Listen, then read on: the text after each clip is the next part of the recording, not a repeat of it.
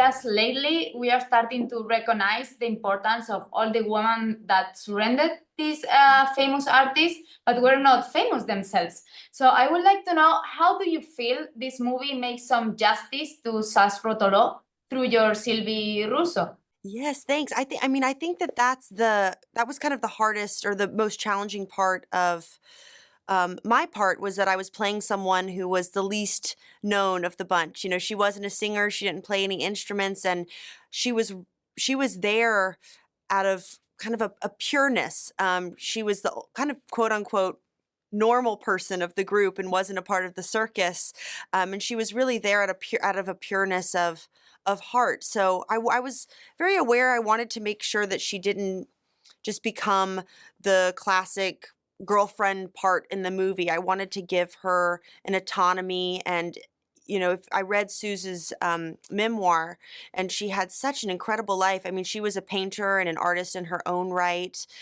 She was an activist in the 60s and was very politically involved. And she was the one who got Bob into politics. He wasn't so much really at all, actually, until he met Suze. And she inspired him in so many ways. I mean, you can look up online, but he has written so many songs inspired by Suze, and she was the one who told him to sing more of his own music and not just the old folk songs. So, yeah, I tried to capture her essence and especially the relationship that they had and I think towards the end of the movie, without spoilers, but she does, she kind of gathers a strength in herself to walk away at the end. She wasn't a public person and she kind of wasn't built for the life of fame, or that's not exactly what she wanted. And so I think the trajectory of the relationship is actually her growing in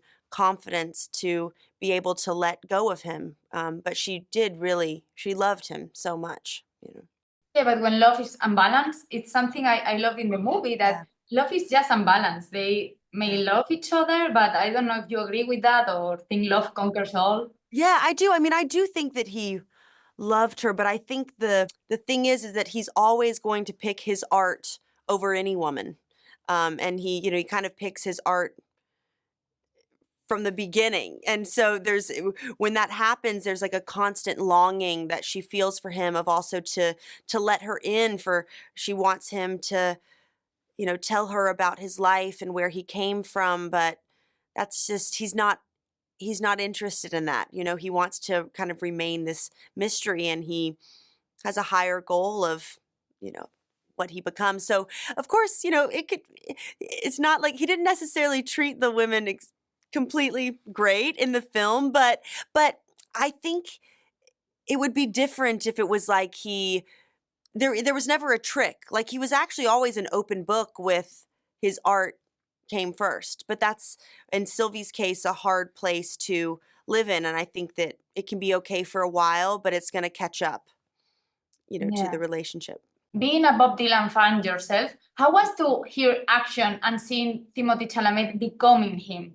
I remember the first time I saw him perform on stage. It was actually my first day of filming, and I was just an audience member watching a concert scene. And it was the first time I saw him sing, and he was in complete Dylan mode, and it really moved me watching him up there. He's done such a brilliant job of never going into a caricature or a mimic of Bob, but also completely becoming him, but it's his own version of Bob Dylan at that time. And it was just kind of also a beautiful blur of a little bit of Timothy and a bit of Bob, and just created this character that I was so lucky to get to work with him and see it up close, because it was quite magical. Okay, thank you very much. That's it. Thank So, you. congratulations on the movie and have a nice rest of the day. Thank you. Bye. Thank Bye bye. you.